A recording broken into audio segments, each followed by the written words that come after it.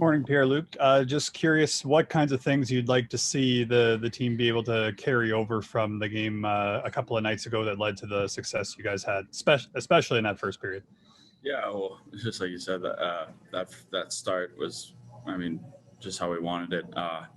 You wish you could start every game like that. The first 20 minutes always the most important. The first goal, not just statistically speaking, but also for confidence, changed a lot. Changes the game, opens it up a bit more. You're not chasing it as much.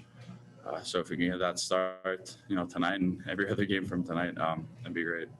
I'll go next to Kelly Moore from CJOB. Go ahead, Kelly. Hey, Pierre-Luc Dubois. Now we go from the first to the second period, and both teams have a long change, so it's not like one has the advantage over the other. But Montreal has been really good in the second period of this series and the season. Do they adjust? Do you guys fall back a little bit? What happens in the second period? They're a good team, so it's. In a perfect world, how you draw it up before the game, you want to play a full 60 minutes, and you have to strive for that. But the reality is that you'll have ups and downs throughout the game, and you have to limit their chances when you're in a down period. And we have Bucky back there who can, an LB that can help us out of trouble. But as a team, I think the only way to get out of those lows is to not panic, to keep going. Sometimes just to keep play simple, get the puck out, get on the forecheck on the body and stuff like that. They're cliches, but it works and it gets you back in the game at times. We'll go next to Scott Billick from the Winnipeg Sun. Go ahead, Scott. Hey, Pierre-Luc.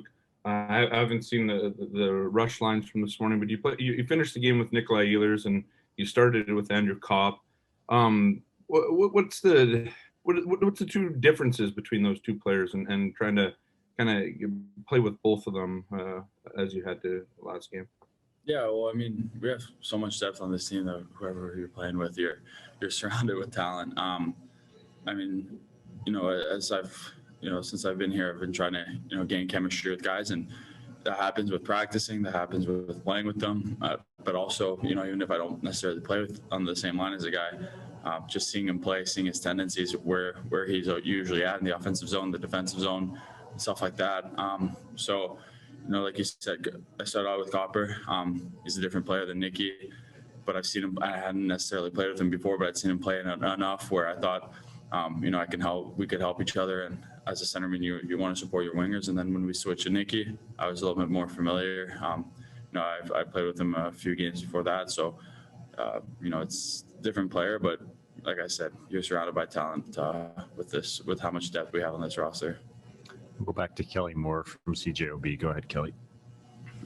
Hey, Pierre-Luc, understanding completely that you are a Winnipeg Jet, you're focused on being a Winnipeg Jet, but in this COVID pandemic season, there's also probably a lot more downtime to think or do some of the other things. So I'm just wondering, have you spent so much time in Columbus, have you been aware at all of what's been going on there since the trade? And do you have, knowing what you've gone through to get, you just mentioned developing chemistry and get acclimatized here in Winnipeg, do you have any empathy at all for what Patrick Laine is going through in Columbus right now, or has that not even been on your radar?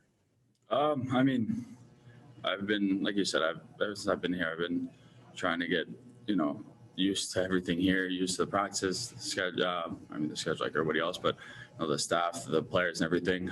I've kept in contact with guys in Columbus, obviously. I created good relationships there. I look at those scores every once in a while. I don't really watch the games because I don't really have time, but like I said, when I got traded, I wish nothing but the best for that organization, for Jack that I met, a few times in Columbus, for Patrick, who's a great player. I met him at the draft. He's a nice guy too. So, I don't know exactly what's going on. I don't watch the games, like I said, but, ever since I got traded, I hope nothing but good things for the whole team and the players involved in the trade too.